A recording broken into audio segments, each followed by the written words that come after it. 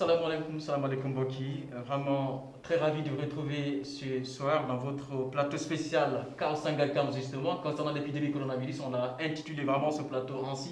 Ndaxte xam ngeen ni léegi am na benn cas bu ñuy signalé coronavirus fii ci Sangalkam tout près de chez nous. Ngir waxtaan ci kaw Sangalkam bi plateau spécial bi tey ni ñu recevoir monsieur El Hadj Moustapha Kane mu doon nekk pharmacien conseiller municipal fii ci commune bu Bambilor nekk tamit responsable commission planification fii ci commune Bambilor docteur Kane. Vraiment, c'est un plaisir pour nous d'aller ci plateau spécial bi. Tout le plaisir est pour moi. Merci beaucoup docteur Kane ñu fas yéene tàmbali waxtaan bi wàllum épidémie coronavirus ngeen xam ne actuellement mi ngi gën a law fii ci Sénégal sax xam nag am na beneen façon bu bees bi épidémie di jël léegi maanaam transmission communautaire cas communautaire docteur tey lan mooy ban jàngat nga ciy def ci cas communautaire Sénégal. Voilà, permettez-moi tout d'abord de saluer toute la population de Bambilor. Et je dois vous dire que je suis très ravi d'être à ce niveau. Comme j'ai toujours l'habitude de dire, nous sommes des acteurs de santé et nous avons aussi une mission de santé publique. Et aussi, on a une dette morale à payer à la société. Donc, notre apport aussi doit être significatif. C'est pourquoi c'est avec plaisir que j'ai accepté cette invitation. Merci beaucoup. C'est le plaisir vraiment étant nous. Merci. Et le plaisir est partagé. Merci beaucoup. Cas communautaire voilà ban jàngat nga ciy def léegi épidémie coronavirus bi nga xam ne nag mi gën a jël beneen forme bu bees Sénégal cas communautaire transmission communautaire ban mooy sa jàngat. Voilà maa ngi lay remercier d'abord di la wax ni soo xoolee avec l'évolution de la pandémie au début on parlait des cas importés. Cas importés yi vraiment on a mis en œuvre des mesures très pointues on a diagnostiqué mais soo xoolee il y a une évolution progressive. Après les cas importés, da nga gis cas contact yee ci topp c'est normal c'est une évolution normale parce que ñoom suñu jógee ñëw fii tey suñu dëkk dañuy am ñi nga xam ni amoon nañu ñoom contact ñooñu am ak ñoom contact nag soo xoolee moo doon benn loo bu rëy mais il y a maintenant une autre évolution mooy léegi le problème majeur c'est au niveau des cas communautaires. soo ko déggee mooy tey cas bi nga xam ni mënoo wax avec exactitude fan la contamination bi jóge source contamination bi mënoo ko wax. Donc ce qui veut dire que le virus est dans la société moo ngi circuler mais mënuñu laa wax avec exactitude kii fii la jëlee cas communautaire et voilà ce qui fait le danger aussi de cette pandémie.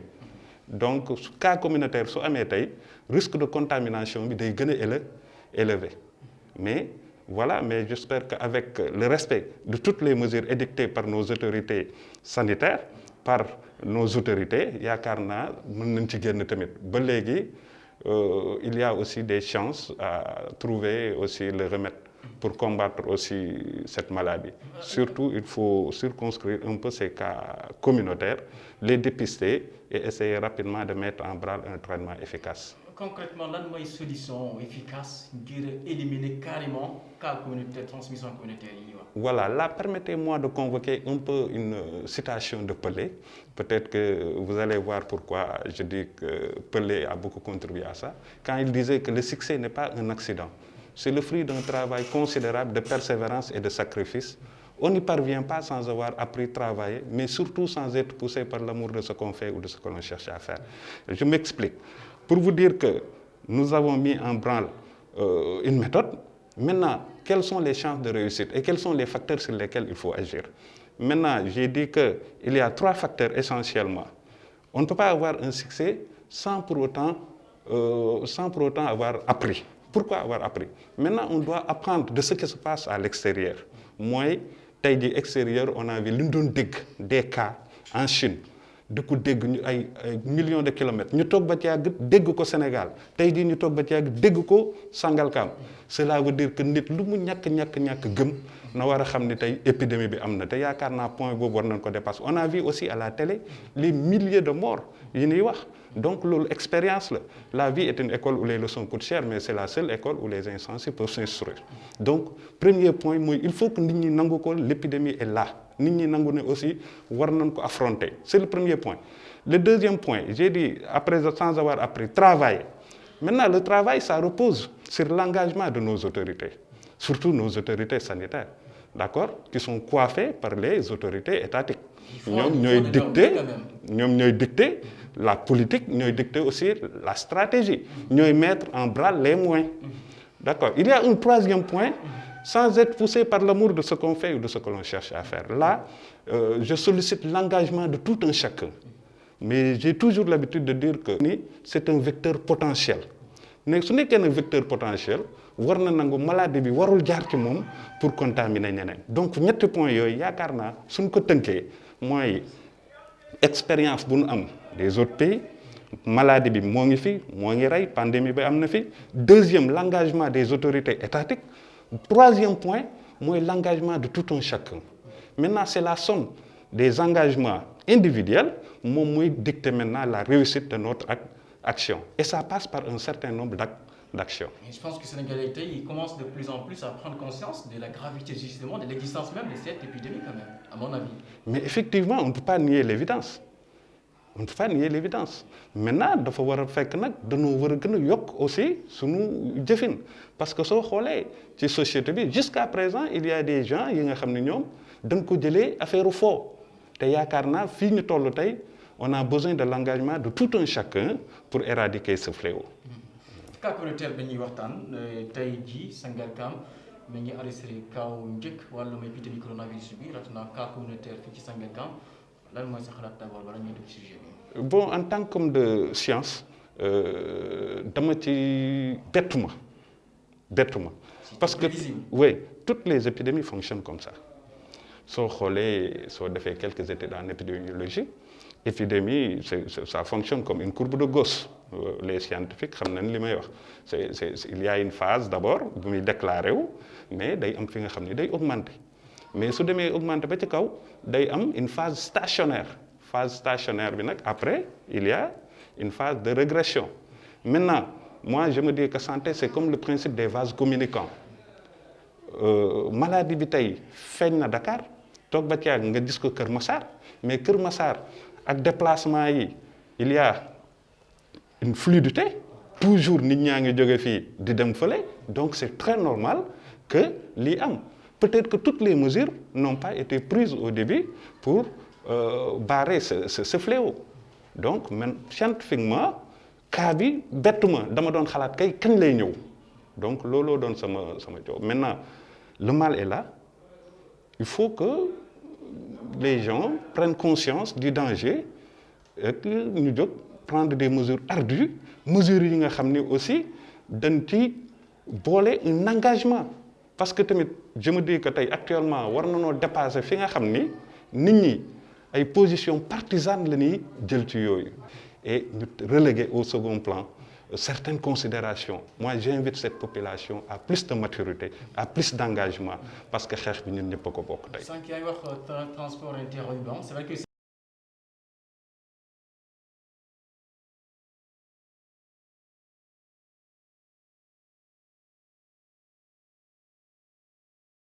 lu waral jëf jooju moi j'ai dit que dafa am benn niveau de conscience bi nga xam ni eggagul ci population bi ñëpp d'accord tey jii ku xam maladie virale propagation bi nu mu gaawee avec toutes les conséquences yi mu mën a am sur le plan social sur le plan économique ku nekk tey su fekkul jëf ji nga xam ni tey les autorités sanitaires wala tey les forces de sécurité wala tey ñi ni may moyen de déplacement ñi ni mën na déplacer ñeneen ñëpp mënuñu muñ benn période bi nga xam ne dañuy toog xeex ko fléau bi jóge ba fa ku nekk continuer sa liggéey mais malheureusement au Sénégal nit ñi dañoo dëgër bopp je suis sénégalais comme tout le monde mais suñu waxantee dëgg nit ñi dañoo dëgër bopp ce que j'ai vu l'autre jour à Bambilor à Gorom 2 vraiment Gorom 1 daf may édifier personnellement j'étais là-bas mais j'ai vu des gens yi nga xam ne dañuy ñëw ba tiim kii bi teggi mais ce sont des vecteurs potentiels tey jii ñooñu suñu ñëwee dugg Bambilor nit héberger leen à Bambilor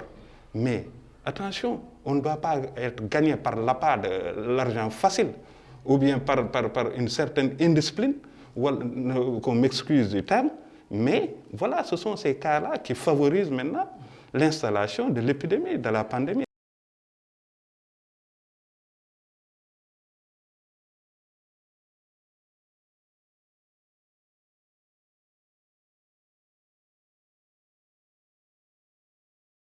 Voilà, là je remercie d'abord les autorités municipales avec nos maigres moyens, on a réussi quand même à développer une stratégie.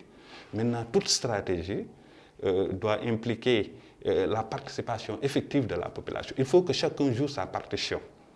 Mais j'ai vu que le maire, dès le début de l'épidémie, il a essayé, avec tous les moyens qu'il a, de thermoflash, distribution de gel, de conscientisation, donc une panoplie de stratégies, il m'y développé, mais je me dis que chaque fois, avec la mention, on peut mieux faire. Donc vraiment, je veux remercier. Hier, il y avait une campagne de saupoudrage qu'on a beaucoup appréciée.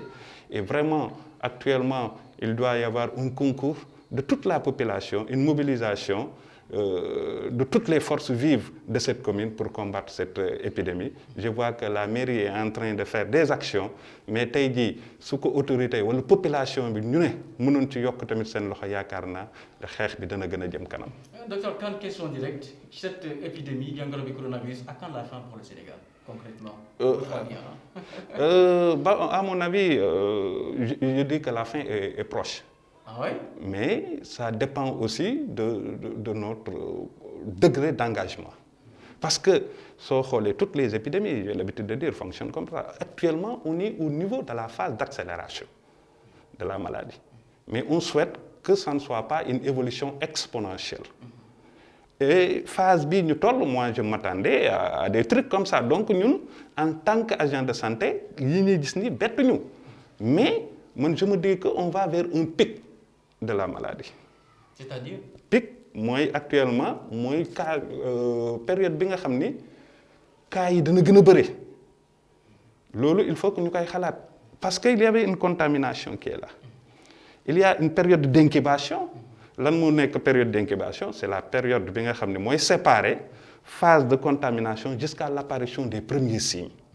So xolé période d'incubation bobu passé na pour cas yu bëri motax cas yi di commencer feñ. Donc cas yi tamit limi feñ mën na fekk ne dana gën a yokk parce qu'on a augmenté le nombre de tests mais su gënee yokk tamit ñun tamit ñu yokk suñu engagement phase bu ci topp comme toute épidémie j'ai dit qu'une épidémie fonctionne comme une courbe de Gauss léegi soo xoolee phase de régression bee ci topp te soo xoolee cette phase là entamé wu na en Europe ni nga doon déggee tey ñuy wax des milliers de morts soo xoolee tey France Angleterre tey Italie gis nga seen nombre de morts moo ngi commencé wàcc. Et c'est la même chose. Sénégal boo xool docteur Kane. léeg-léeg nombre de contamination yi ay 500 lay doon wala ay 36 ay 40 nombre de guérisons comme auparavant ay dafa xaw tout trop. Est-ce que loolu tamit vraiment li nga expliqué nii est-ce que sore nga tamit ni chiffre yi tamit courbe bi quoi. Voilà da ngay xam ni par exemple on a changé de stratégie au début. soo xoolee tamit nombre de tests yi da doon nekk ay 80 60 70 léegi ñu toog ba ci yàgg soo xoolee fan yi yëpp dañuy dem ba ay 500 et quelques tests mais il faut voir le rapport quand je m'aventure à faire un peu quelques calculs moi je me dis que su ñu defee tey tests yi 10% tests yi d'habitude dañuy revenir positif te soo xoolee même proportion que fële avec les 70 tests on disait 7 tests cas positifs donc c'est normal que su ñu nee avec 500 tests ñu naan ñu ay 50 tests parce qu'on a changé de stratégie. Voilà léegi c'est un dépistage massif au début dañ doon jël quelques cas def mais soo xoolee ba ci yàgg ñu changer stratégie et je me dis que ce changement de stratégie moo gën parce que tamit le mal est là il faut que ñu ñeme xam ñan ñoo ko am ñu génn leen jéem leen a traiter sinon ce serait des cas en dormance des cas yi nga xam ni dañuy nekk un cocktail explosif prêt à exploser à tout moment donc voilà ce qui explique le nombre grandissant de cas parce que test yi ñuy def tamit moo yokk. léegi nag fu ñu toll nii sax ñun ñi lam-lam ngir waxtaan seen biir jàngoro bi maanaam traitement artémisate traitement bu bees bi. en tout cas c'est une première expression pour certains rawatina man. tey lan mooy sa gis en tant qu'acteur de santé yow. Bon d'abord dama lay remercier ci question boobu lever quelques équivoques. temps yëpp maa ngi dégg ñuy wax artémisoine. C'est l'artémisinine. L'artémisinine c'est une plante qui a été toujours utilisée mais surtout dans le traitement du palu. c'est-à-dire c'est une plante d'origine chinoise, mais qui est très répandue en Madagascar. Et même actuellement au Sénégal, il y a une culture qui se fait dans la zone de Terokh à Tivaouane et dans pas mal de zones.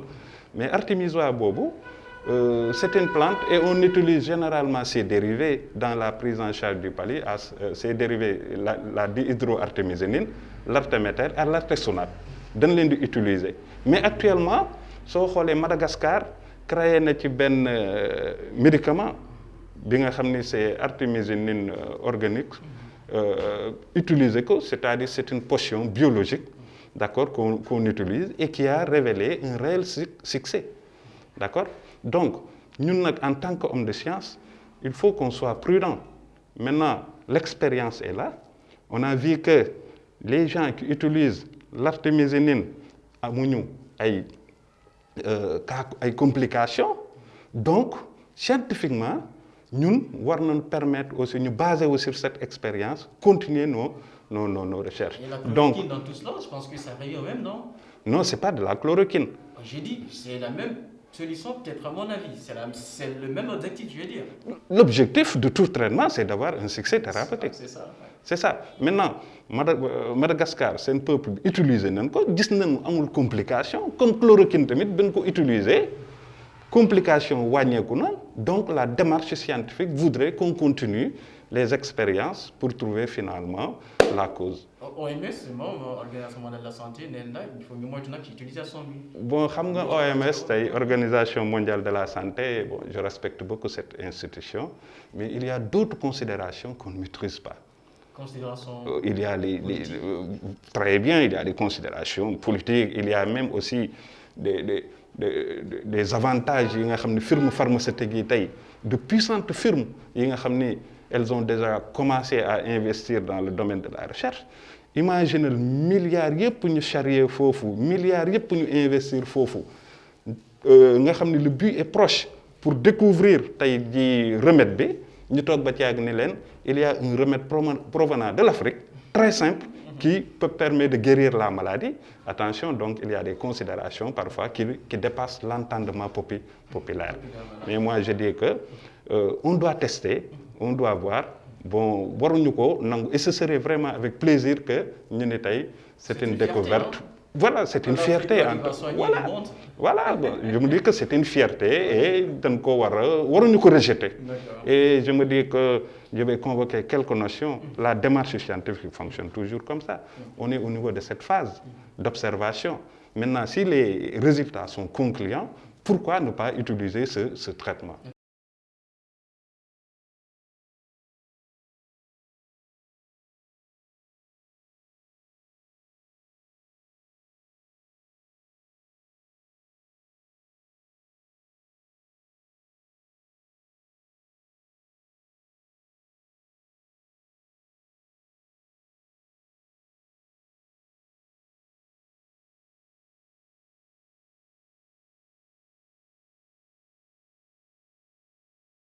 Voilà, je me dis que masque yi lu ko expliquer. J'ai dit qu'il y a une évolution progressive. Au début, on a pris des mesures. Ni voilà, lavage, gel, tout ça. Pandémie bi tamit da ngay xool dafa am évolution. Au début, j'ai dit qu'il y avait des cas importés. Après, il y a les cas contacts. Cas contacts yaa ngi fi ba léegi. Mais la nouvelle donne, ce sont des cas communautaires. Cas communautaire, cela veut dire que le virus circule dans la société. Xamoo tey source de contamination bi. Xamoo ni man la, xamoo ni yow la, xamoo ni keneen. Donc voilà ce qui fait le danger. Maintenant, danger boobu am nag mooy floraison des cas communautaires. Voilà ce qui explique l'urgence qu'il y a à porter des masques. Mooy surtout dans la société, il y a des cas asymptomatiques. Qu'est-ce que j'appelle les cas asymptomatiques? Ce sont des cas frustres. Le malade est là, il transmet la maladie sans pour autant manifester les signes de la maladie. Et voilà ce qui fait le danger. Da ngay jël nit dugal ko sa oto fekk mën na nekk un cas asymptomatique. Il propage la maladie te wanewul benn signe. Maintenant ki ngay xeexal soo ko xamul gisoo ko mais ce risque bi mooy foo nekk rek nga protéger voilà ce qui explique l'utilisation des masques. mais masque yi tamit dafa war a tamit répondre tuuti ci norme sanitaire ak norme hygiénique yi. masque yeeg gants yëpp dafa war a am ay mesures sinon ay sources de contamination tey jii ni ma gisee ñuy sol gant da ngay gis ku sol gant suba ba ngoon teppi añ coolaat du noonu et de la même façon masque yi tamit noonu la parce que masque tamit lan mooy objectif bi que tey jii soo nekkee wala fi microbe bi nekk wala les postillons yi nga xam ne ñooy véhiculer virus bi tey duñ la mën a atteindre mais Sénégal ñëpp gis nañ li ngay solee masque da ngay gis ki nga xam ne da ngay sol masque sa loxo day laal face bi sa loxo day laal kanam gi mais virus yi nekk fii ñoo ngi dugg wala tey ñu jël masque bi tamit wàcce ko fii tey jii la nga naroon aar amatoo ko wala nga gis kuy dindi sa masque téye fii normalement lanière yaa ngi fii dindil masque tamit dafa am renouvellement périodique masque tamit dafa am ay normes parce que waroo tay sol masque bi nga xam ne tey su may wax ak yow postillon yaa ngi jàll di dugg virus bi di dugg wala nga jël masque bi nga xam ne tey sa bakkan lépp day nekk ci biti wala nga jël masque bi nga xam ne tey sa gémmiñ lépp a ngi nekk ci biti wala nga jël masque bi nga xam ne tey da nga ko sol 48 heures donc voilà la voilà ça dépend des types de masques il y a les masques chirurgicaux am na ay masques yi nga xam ni seen durée de vie par exemple mën na dem ba 3 heures am na masque tey yi nga xam ni soo ko defee normalement 4 heures war nga ko changer ça dépend aussi du lieu fi nga xam ne ci nga nekk soo nekkee yi nga xam ne lieu bi nga xam ne le risque est grand foofu soo mënee toutes les 3 heures na nga dindi sa masque sànni d'accord mais waaw mais heureusement que am na ay masques yi nga xam ne léegi sunu artisans yi ñoo ngi koy def vraiment je les remercie au passage si on n'a pas les moyens mën nañ ko utiliser nga am ci 2 bi ngay sol suba bi ngay sol ngoon. est-ce que c'est recommandé justement.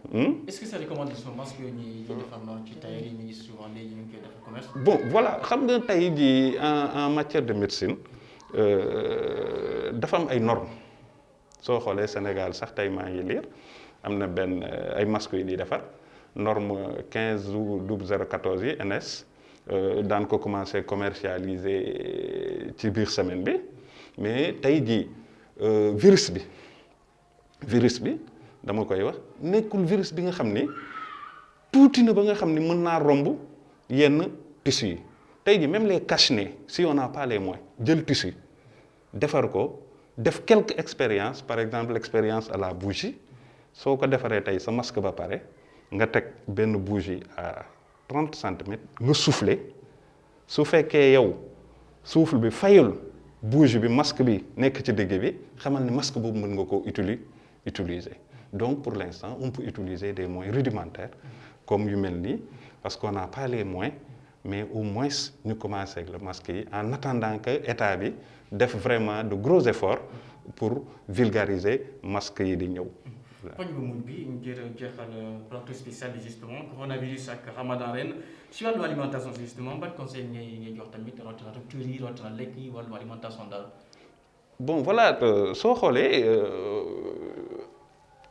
je ne suis pas un diététicien mais une chose est claire tout agent de santé war na ci joxe benn contribution soo xoolee maladie bi tey dama ciy revenir actuellement on parle d'un cas bi nga xam ni dafa wéroon mais maladie bi mu wéree ñu toog quelque temps mu amaat ko donc là on soupçonne un phénomène de réactivation du virus ou bien il y a une autre hypothèse mooy tey même s'il y a une immunité l'immunité conférée par la maladie n'est pas une immunité définitive mais c'est une immunité passagère maintenant alimentation bi ñuy joxe ci corps gi rôle alimentation dans l'organisme ça permet de renforcer le système immunitaire peut-être que tey su may wax ak les agents de santé xam nañ luy système immunitaire ni mu koy expliquer simplement comme tey nga am dëkk soo amee dëkk tey jii ku bokkul ci dëkk bi su ñëwee ci dëkk bi police ci boppam day mener ay enquêtes su mënee ay enquêtes ba pare day jël enquêtes yi jox ko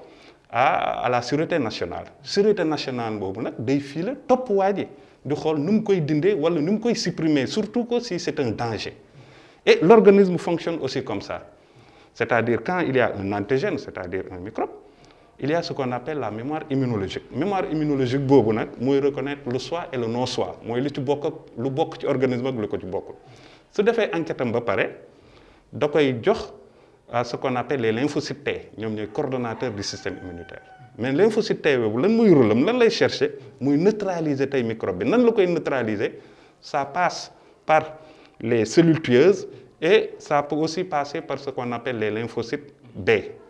Maintenant, fu muy aboutir, c'est la production d'anticorps pour supprimer le microbe. Maintenant, alimentation, bu may recommander mooy une alimentation très riche en vitamine C. Parce que soo xoolee vitamine C day participer au renforcement du système immunitaire. Donc il faut utiliser des fruits, il faut utiliser beaucoup de vitamine C, et vraiment di naan des boissons chaudes, surtout à la coupure, et renforcer son alimentation, mais il n'y a pas de péril à la demeure. Donc avec les ruptures, il faut essayer de gérer un peu et de renforcer tant bien que mal cette ration alimentaire. Docteur Kane, c'est la fin de l'émission Sakadu Mouy. Et voilà, tout le plaisir est pour moi et je vous remercie vivement. Merci beaucoup. C'était justement là, M. Elhadji Moustapha Kane, pharmacien, conseiller municipal de la commune de Bambilor, également responsable de la commission planification au niveau de la mairie, justement de Bambilor. mbokk yi fi la ñu yem ak yéen ci plateau spécial Covid-19 kaw Sangalkam plus précisément ndax ci ko wax Sangalkam wax Bambilor ñoom benn lañu voilà ñoo ngi leen di joxe daje xam naa fan yi di ñëw incha allah fii ci Jaune 7 TV ak i tamit jaune7media.com Facebook Instagram Twitter ak YouTube suñu application ci Facebook bi ci réseaux sociaux yi jërë ngeen jëf Ramadan Moubarak toog leen seen kër di mën a xeex ensemble jàngoro bi coronavirus. Au revoir, merci beaucoup. Voilà, merci. Et profiter de la situation pour demander à toute la population ñu baal ñu àq que lutte bi aussi ñu génn ci aussi avec succès. Et voilà, je vous remercie. Merci beaucoup.